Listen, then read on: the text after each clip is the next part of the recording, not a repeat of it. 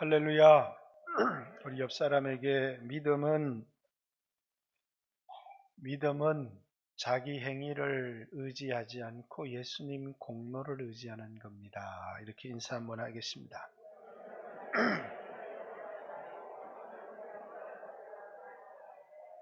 제가 오늘 믿음은 하면서 세 가지를 가르칠 건데 제일 쉬운 거 얘기했는데 두 번째, 세 번째 얘기할 때도 여러분들이 잘 외울 수 있었으면 좋겠습니다. 이제 내일이 되면 이제 실내 마스크는 쓰지만 이제 실외에서 마스크는 벗습니다. 코로나가 마스크로 상징이 된다면 이제 마스크를 쓰고 살지 않았는데 코로나를 인하여 마스크가 일상화되었고, 그리고 이제 이 코로나를 인해서 마스크를 벗는다는 것은 코로나가 끝났다라는 것을 상징하는 것이 마스크를 벗는 행위가 아닌가 그런 생각을 합니다. 자, 코로나가 시작되었을 때 우리는 이 코로나 시대를 이렇게 살아야 합니다라고 여러분에게 말씀 한 구절을 10주에 걸쳐서 강의를 했습니다. 기억나십니까? 여러분 잊어버리셨어요? 중간에 한 번씩 언급했는데, 한 사람이 모든 사람을 대신하여 죽었으니 모든 사람이 죽은 것이다. 그가 우리 모든 사람을 대신하여 죽은 것은 우리로 다시는 우리 자신을 위하여 살지 않고 우리를 위하여 죽었다가 살아나신 이를 위하여 살게 하려 함이라 라는 고린도후서 5장 14절 15절, 특별히 15절, 그가 모든 사람을 대신하여 죽으신 이유가 뭐냐면 우리로 하여금 다시는 우리 자신을 위하여 살지 않고 우리를 위하여 죽었다가 살아나신 이를 위하여 살게 하려 하심이라. 제가 코로나 시대를 우리 자신을 위해서 살지 않고 그분을 위해서 살면 우린 다 이길 거다 이렇게 얘기했는데, 그렇게 사셨습니까? 이젠 마스크를 벗는 이 시점에 와서 코로나가 시작되었을 때 우리는 코로나를 이렇게 삽시다 이렇게 여러분에게 했던 그 말씀대로 오늘 이 비유의 말씀을 통해서 우리는 지난 2년을 어떻게 살았는가를 한번 되돌아보고 싶습니다.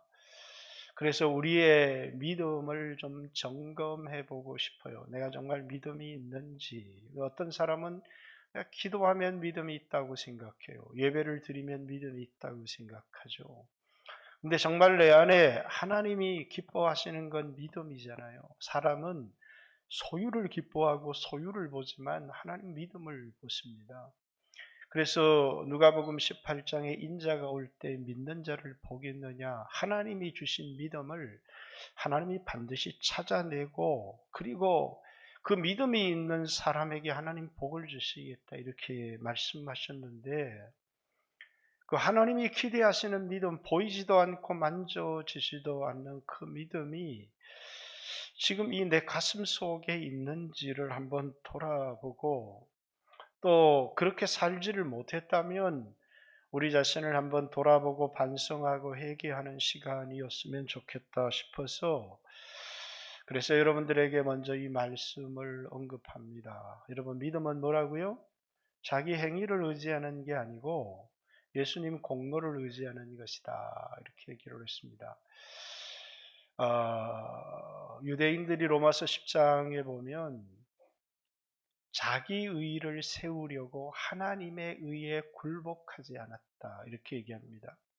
자신의 행위에 나오는 도덕성, 자기의 의를 의지하려고 예수 그리스도께서 십자가의 죽으심을 통해서 우리에게 믿음으로 주는 의를 받아들이지 않았다 이렇게 얘기해요.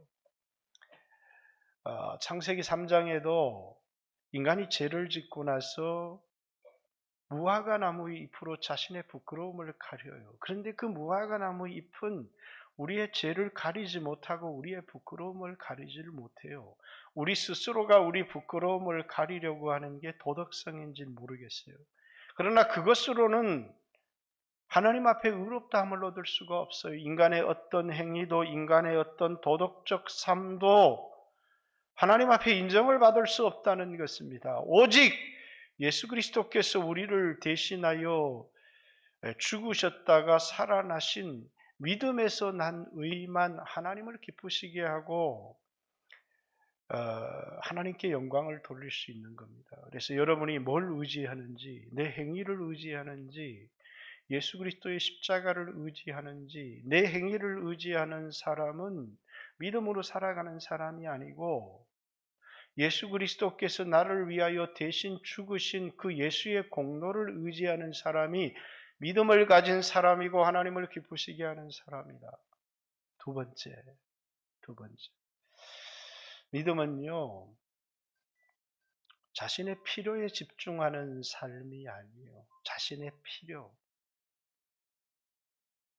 인간이 죄를 짓고 나서 자기가 벗은 줄을 몰랐어요.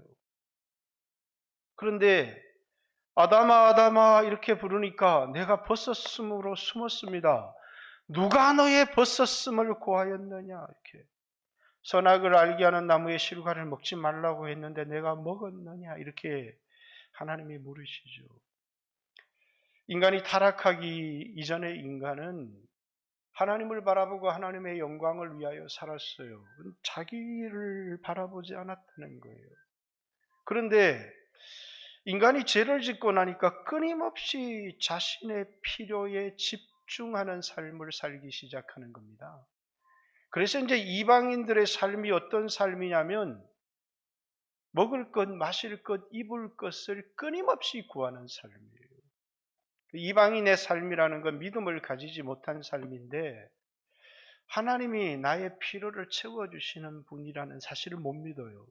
그리고 자기 힘으로 자신의 먹을 것, 마실 것, 입을 것. 그래서 그들의 기도는 항상 먹을 것, 마실 것, 입을 것, 세상 영광에 집중돼 있어요. 그러나 너희는 그렇게 살지 말라는 거예요. 너희에게 이 모든 것, 먹을 것, 마실 것, 입을 것이 있어야 되는 줄을 안다는 거예요. 맡기라는 거예요. 그 문제에 관해서는. 하나님이 우리를 사랑하시기 때문에 우리에게 필요한 것을 다 하시니까 맡겨. 광야에서 여기서 밥 먹고 어떻게 살아? 그렇게 얘기를 하잖아요. 그런데 하나님이 만나를 내리셔서 광야에서 굶어 죽은 사람이 하나도 없어요. 여러분 예수 믿는 사람 중에 굶어 죽은 사람 나오나요? 안 나와요. 예수 믿은 사람이라면 굶어 죽는 사람 안 나와요. 하나님이 그의 필요를 채워주세요. 그리고 우리에게 어떻게 살아가라고 해요? 먼저 그의 나라와 그의 의를 구하며 살아가라는 거예요. 믿음은 뭐냐면 자신의 필요에 집중하는 삶이 아니고 하나님의 나라를 구하는 삶이 믿음이에요. 믿음은 자신의 필요를 그래서 늘 뭡니까? 나는 이것만 하고 주의를 하겠습니다. 이것만 채워주고 주의를 하겠습니다. 그 사람 절대로 믿음으로 못 살아요. 그리고 그 삶은 하나님을 기쁘시게 하지를 못해요. 왜 하나님께 내 필요를 하나님께 맡겨드리지를 못해요. 공중나는 새를 봐라 들의 백합화를 봐라. 하나님이 이런 것도 먹히시고 입히시는데 하물며 너희일까 보냐. 믿음이 적은 자들아 이렇게. 왜 맡기지를 못하느냐는 거죠. 염려하느냐는 거예요. 믿음으로 산다라고 하는 것은 내 필요에 집중하는 삶이 아니라 나를 위해서 끊임없이 살아가는 삶이 아니라 그의 나라와 그의 의를 구하는 삶이다라는 거예요. 세 번째, 믿음이라는 것은 자기 힘으로 살아가는 삶이 아니에요. 자기 힘으로. 하나님이 공급하시는 힘으로 살아가는 삶이에요. 끊임없이 믿지 않는 사람은 스스로 성벽을 쌓아요. 가인이 죄를 짓고 하나님 앞을 떠나서 성을 쌓잖아요. 자기를 스스로 보호하려고. 그래서 자기 성을 견고하게 만들수록 자기가 안전하다고 생각을 해요. 자기가 성을 쌓고 그 성 안에서 자기 스스로 안전을 보장하려고 하지만 그래서 이제 막 코로나가 와도 막 성을 쌓잖아요. 그죠? 막 안전했으면 좋겠다고. 그렇죠? 그러나 생명은 하나님 손에 달려 있어요. 그래서 우리도 세상의 안전 조치를 다 하지만 우리는 궁극적으로 하나님을 섬기는 삶을 살아요. 믿음으로 산다라고 하는 건 그런 겁니다. 내 힘으로 살아가는 게 아니라 하나님 공급하시는 힘으로 살아간다는 거예요. 자, 믿음은 자기 행위를 의지하지 않고 예수의 공로를 의지하는 거다. 믿음은 자기의 필요에 집중하지 않고 그의 나라와 그의 의를 구하는 것이다. 믿음이라고 하는 것은 자기 힘으로 살아가는 게 아니라 하나님이 공급하시는 힘으로 살아가는 것이다. 하나님이 우리를 사랑하신다는 것을 믿는 사람만 이렇게 하나님께 맡길 수 있고 하나님을 의지할 수 있어요. 자기를 의지하는 게 아니라 하나님을 의지하며 살아갈 수 있는 거예요. 근데 이제 여러분과 제 안에는 이 두 사람이 다 들어 있어요. 예수 믿기 이전에 살았던 내 힘으로 살려고 했던 삶도 내 안에 있고 예수 믿고 나서 하나님 말씀대로 하나님 뜻대로 살려고 하는 사람도 내 안에 있어요. 그래서 고린도후서 5장 15절 한 사람이 모든 사람을 대신하여 죽었으니 모든 사람이 죽은 거다. 내가 죽었대요. 뭐가 죽었느냐? 어떤 사람이 죽은 거예요? 내 힘으로 살려고 하는 사람이 죽은 거예요.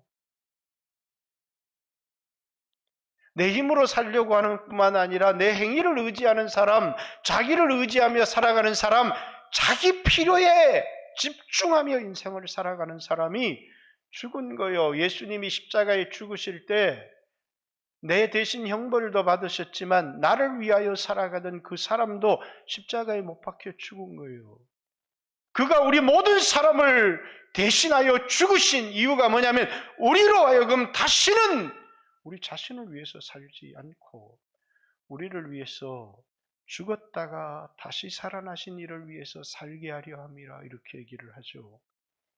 우리 안에 두 사람이 있어요. 예수 믿는 사람은 자기를 위해서 사는 사람, 주를 위해서 사는 사람, 자기를 의지하는 사람, 주를 의지하는 사람, 자기 행위를 의지하는 사람, 예수의 십자가의 공로를 의지하는 사람.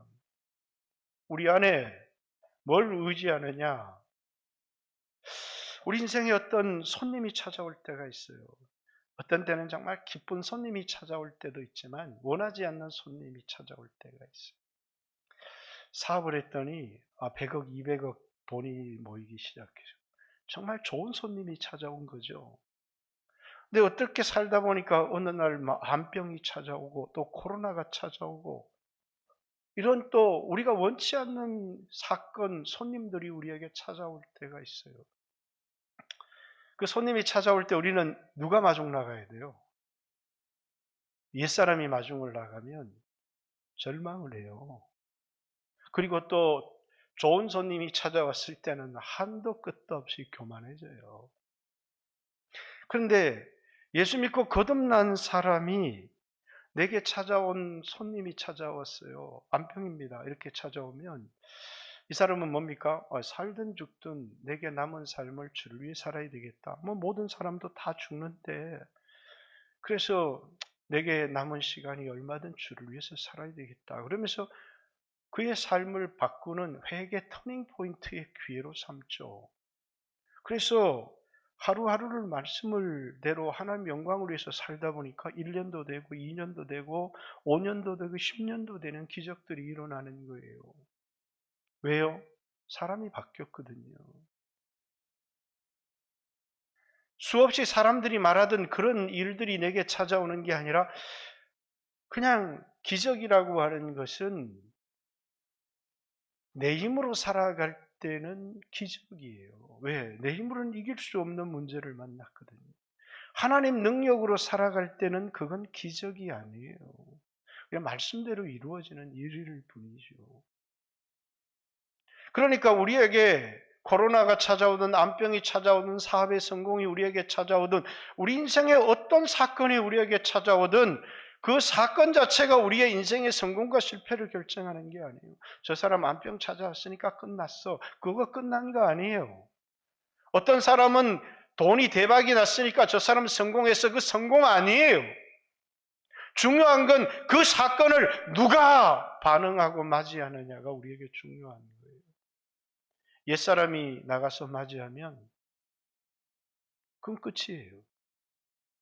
그러나 거듭난 새사람이 나가서 맞이하면 그건 그 사건이 자기에게 축복이 되어지는 거죠. 여러분 코로나를 맞이했는데 그 코로나를 여러분 누가 맞이했어요? 여러분 안에 있는 두 사람. 자, 아브라함에게 두 아들이 있었어요. 하나는 이스마엘이라고 하는 아들이 있었어요. 아브라함이 자신의 힘으로 낳은 아들이에요. 또 하나는 이삭이라고 하는 똑같은 이시인데 아시 집안에 이시 두 아들이 태어났어요. 그죠? 하나는 사기 태어났어요. 이삭이. 근데 이 아들은 아브라함의 힘으로 낳은 아들이 아니라 성령으로 하나님 능력으로 말씀으로 낳은 아들이에요. 이 두 사람의 삶이 전혀 다른 겁니다. 한 사람은 자신의 힘으로 살려고 하고 한 사람은 말씀을 묵상하며 하나님 은혜로 살려고 해요. 두 사람의 삶이 가는 길이 전혀 달라요. 그런데 우리에게 어떤 사람은 이스마엘 같은 사람, 어떤 사람은 이삭 같은 사람이 있는 게 아니라 우리 안에 이스마엘도 있고 우리 안에 이삭도 있는 거예요. 왜? 아브라함의 한 집에 아브라함 한 사람에게서 이스마엘도 나고 이삭도 낳듯이 여러분과 저 안에는 이스마엘도 있고 이삭도 있는 거예요. 어떤 사건은 이스마엘이 나가서 맞이하는데 어떤 사건은 이삭이 나가서 맞이를 하는 거예요. 오늘 본문으로 돌아가 봅시다. 기드온이라고 하는 사람입니다. 13만 5천이라고 하는 미디안의 군대가 쳐들어왔어요. 그래서 이제 나팔을 불어서 군사를 모집했더니 3만 2천 명이 모였어요. 그러면 이거밖에 안 모였나? 3만 2천으로 13만 5천을 어떻게 이길까? 그래서 하나님이 말씀을 하십니다. 군대 더 모아줄까? 그러면 할렐루야 이렇게 할 텐데 두려워 떠는 자는 돌아가라. 그러니까 2만 2천 명을 돌려보내는 겁니다. 전혀 자기 힘으로 살아가려고 하는 사람에게는 불가능한 일들이죠. 군대는 힘이잖아요. 자기 힘으로 살아가려고 하는 사람은 이 말씀에 순종하는 일은 하나님 미쳤어요. 이렇게밖에 말할 수밖에 없어요. 아니 10,000명으로 13만 5천을 대적하라고요? 근데 순종합니다. 왜? 자기 힘으로 살려고 하네요. 하나님이 10,000명도 너무 많다 이렇게 얘기하시는 거예요. 많다뇨. 10,000명으로 13만 5천 이기면 하나님 기적이에요. 그거 다 하나님이 하셨다고 해요. 아니 너무 많아. 물가에 데려가서 테스트를 했는데 300명을 돌려보내라는 게 아니고 9,700명을 돌려보내라는 거예요. 여러분 순종하겠어요? 순종하겠냐고요. 근데 순종해요. 왜? 자기 힘으로 살려고 하지 않으니까. 근데 그 300명이 13만 5천의 군대를 때려부셔요.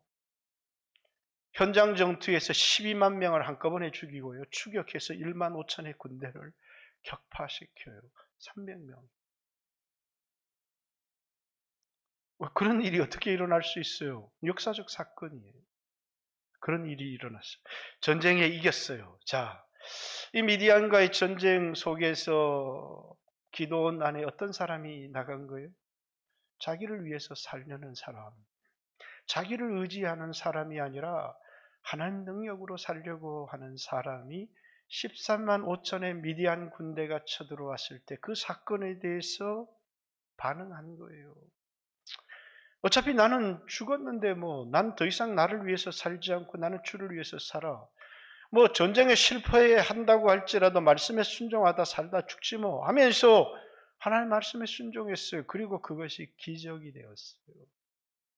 전쟁에 이겼습니다. 수없는 사람들이 와서 이제 당신이 우리를 구원했으니까 우리의 왕이 되어 주십시오. 천만의 말씀이요. 내가 어떻게 이거 전쟁을 이겨? 이거 하나님이 하신 겁니다. 나도, 내 아들도, 내 자손도 당신들의 왕이 되어서 당신들 다스릴 생각 전혀 없어요. 내가 한 게 아니라 하나님이 한 겁니다. 얼마나 위대하고 좋은 발언인지 몰라요.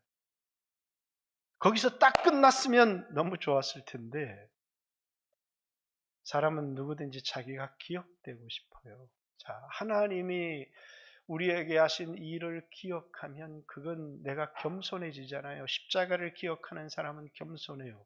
그런데 내가 하는 일을 다른 사람이 기억해. 오늘 이 일을 이 백성이 잊지 않았으면 좋겠어.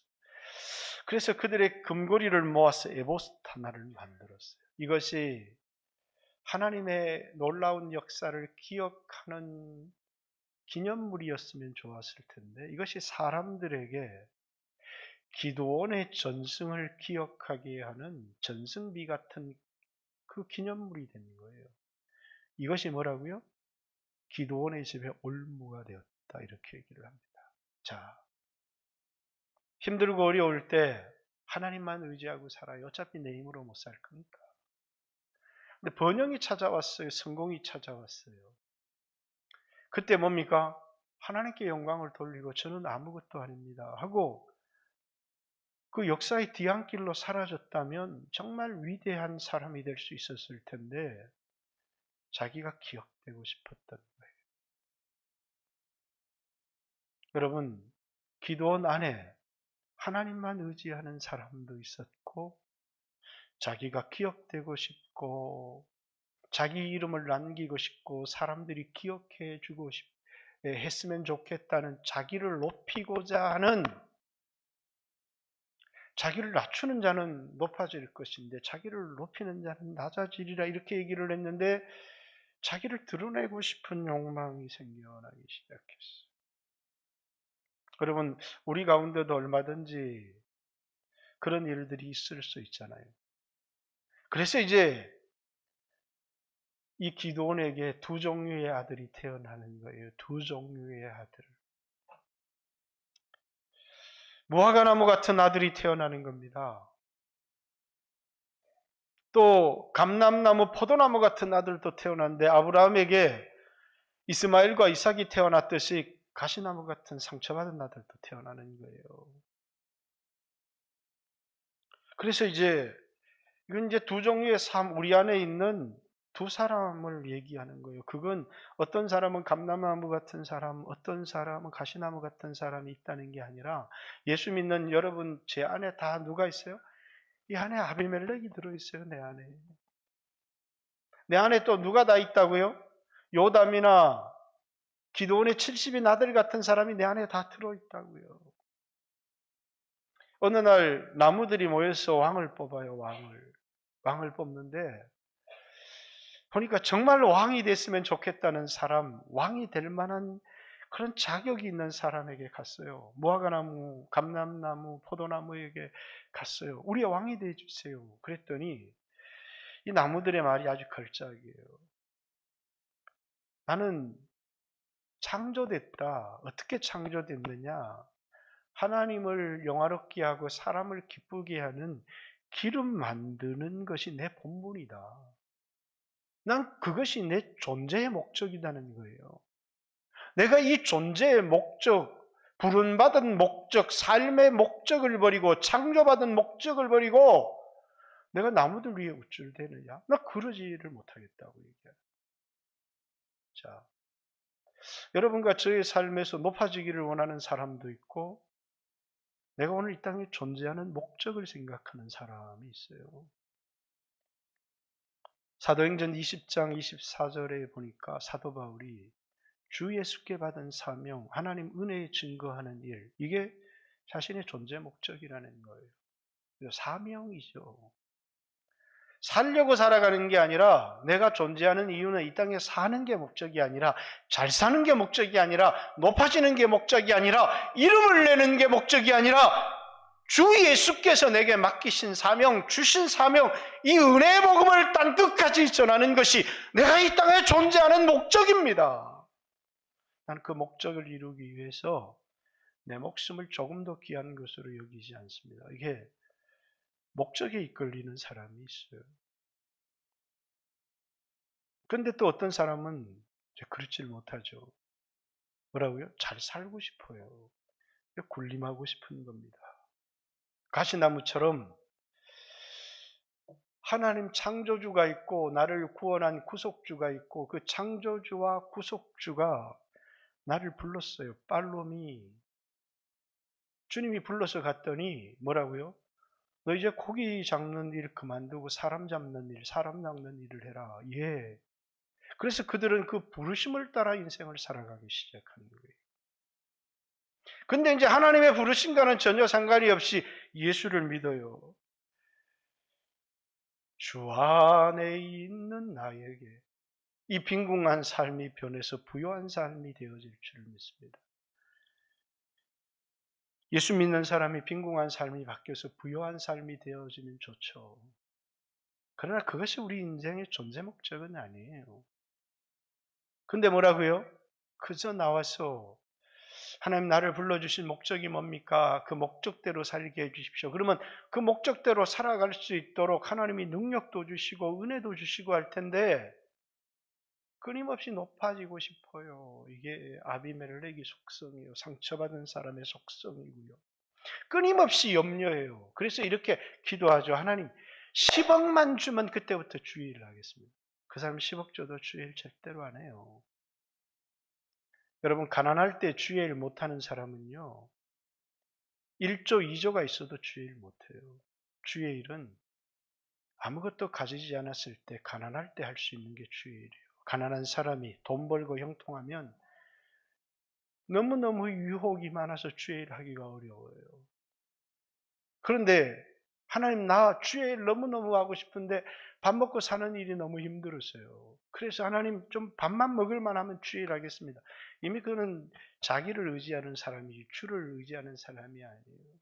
주님을 자신에게 이용하려는 사람이지 주님 앞에 자신의 존재 목적을 깨닫고 살려고 하는 사람이 아니에요. 자기를 생각하는 사람이지 주를 생각하는 사람이 아니에요. 자기를 생각하는 사람, 주를 생각하는 사람.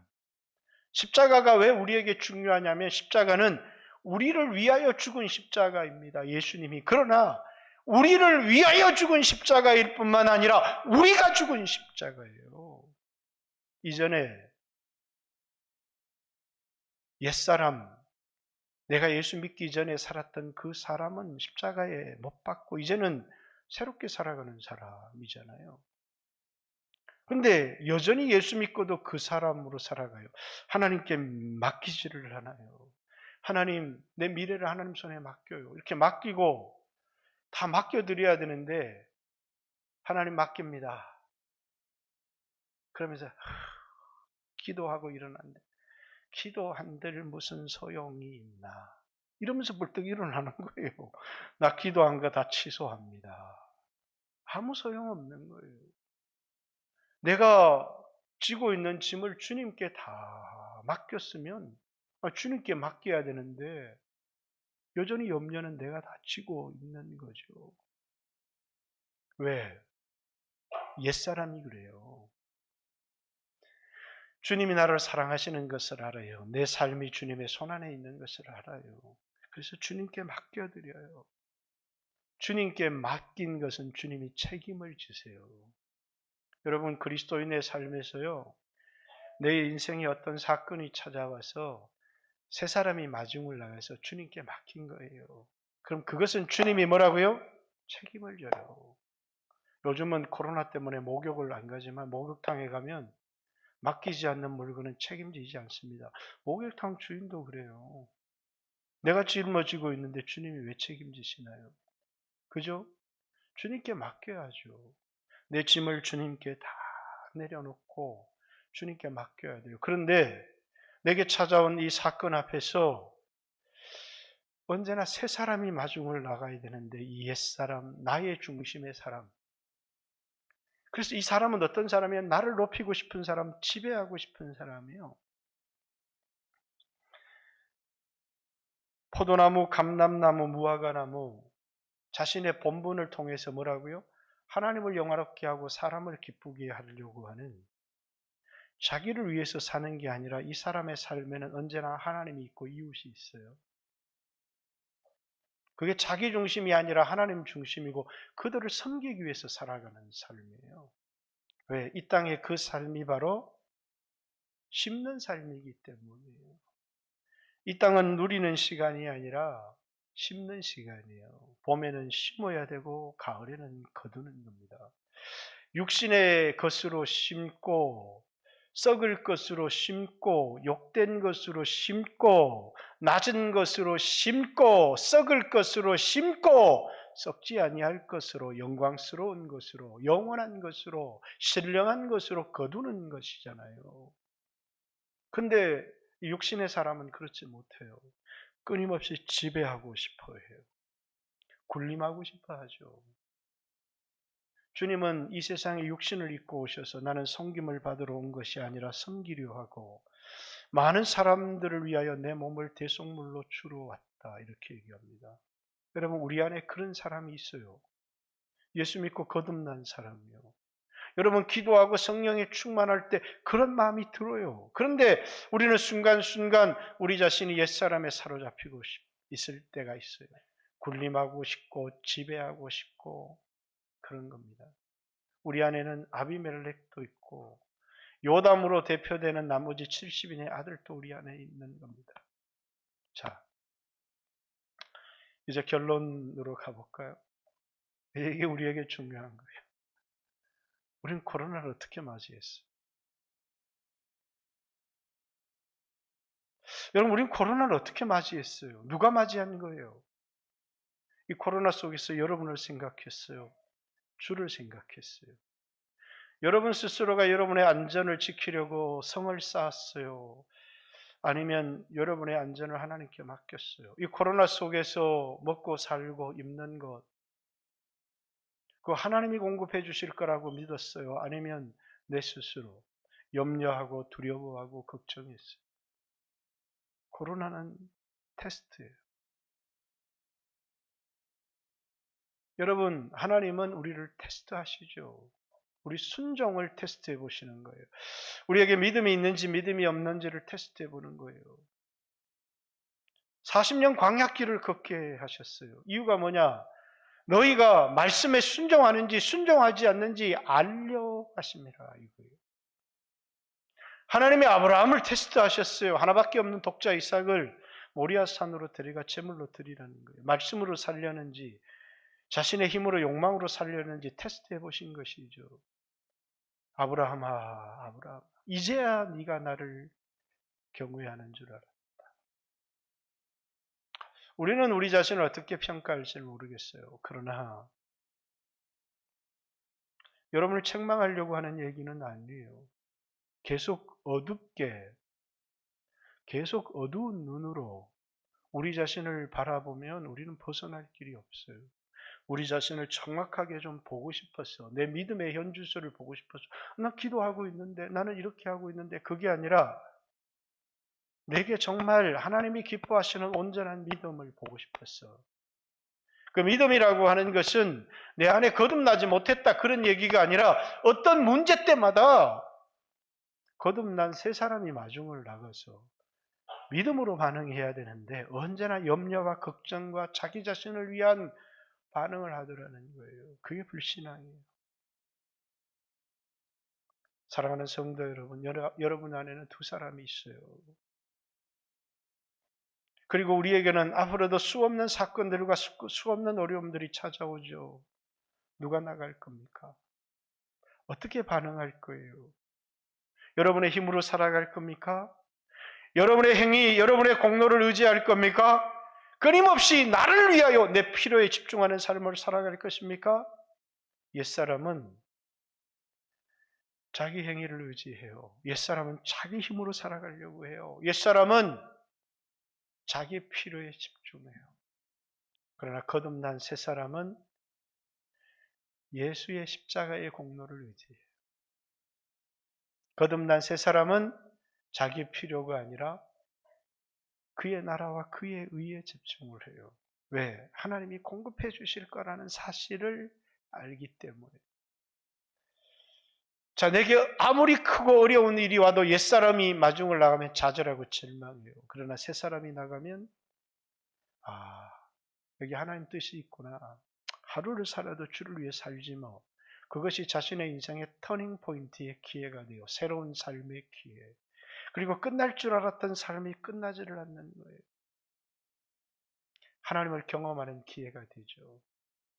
말씀으로 반응해 보십시오. 하나님을 경험합니다. 하나님이 살아있으면 나에게 보여봐 믿을게. 여러분 말씀대로 살아보세요. 하나님 살아계신 것을 경험하게 될 것입니다. 사랑하는 성도 여러분, 우리는 지난 2년을 코로나라고 하는 상경 속에서 살았습니다. 어떻게 사셨어요? 많이 힘드셨죠?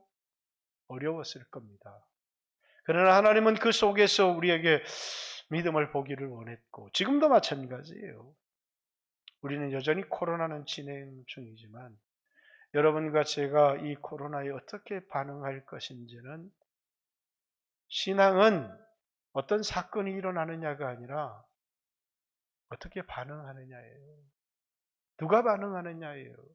옛사람이 반응할 건지 새사람이 반응할 건지 나를 위하여 살아가는 사람이 반응할 것인지 아니면 어떤 사건, 어떤 시간, 어떤 문제가 와도 주를 위해서 살아가는 사람이 반응할 것인지 코로나를 시작하면서 드렸던 말씀 한 사람이 모든 사람을 대신하여 죽었으니 모든 사람이 죽은 것이다. 그가 우리 모두를 대신하여 죽으신 이유는 우리로 하여금 다시는 우리 자신을 위하여 살지 않고 우리를 위하여 죽었다가 살아나신 이를 위하여 살게 하려 함이라. 2년 전에 10번에 걸쳐서 설교했던 말씀입니다. 오늘 이 말씀을 다시 기억하고 여러분의 신앙을 되돌아보는 기회로 삼으시는 귀한 성도들 되시기를 주님의 이름으로 축복합니다. 같이 한번 주여 하신 후에 하나님 앞에 한번 기도했으면 좋겠습니다. 주여 나에게 믿음을 더하소서. 주여 나에게 믿음을 더하여 주세요. 어떤 상황 속에서든지 믿음으로 살아갈 힘을 주시고 용기를 주시고 옛사람은 십자가에 못 박고 새 사람으로 살아갈 수 있게 해주세요. 주여 하신 후에 같이 한번 기도합니다. 주여